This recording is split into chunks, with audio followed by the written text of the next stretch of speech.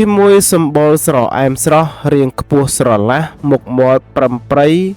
កញ្ញាកុយអេណាត្រូវបានមហាជនចាត់ទុកនាងជានារីខ្មែរកំពូលសម្រស់មួយរូប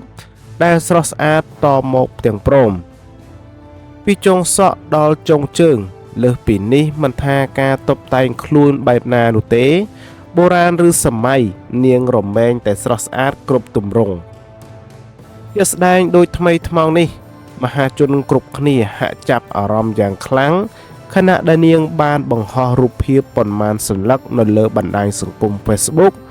ដែលបង្ហាញពីការតុបតែងខ្លួននៅក្នុងឈុតបុរាណអមដោយគ្រឿងលម្អយ៉ាងប្រណិតពិតជាស័ក្តិសមគ្មានកន្លែងទាស់ជាការពិតណាស់តាមការបង្ហោះរូបភាពឈុតដែលនាងក្រងដែលមានឈ្មោះថារាជធីតាក្សត្រ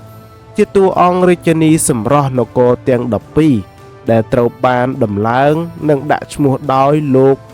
Sokul ស្ថាបនិក Deepfake Studio ក្រោយបង្ហោះរូបភាពប៉ុន្មានសន្លឹកមហាជននិងអ្នកគាំទ្រជាច្រើនបានចែករំលែកហូរហែព្រមទាំងបានចូល comment សរសើរថានាងពិតជាស្រស់ស្អាតខ្លាំងស្អាតជានារីខ្មែរពិតប្រាកដប្រកបដោយភាពថ្លៃថ្នូរ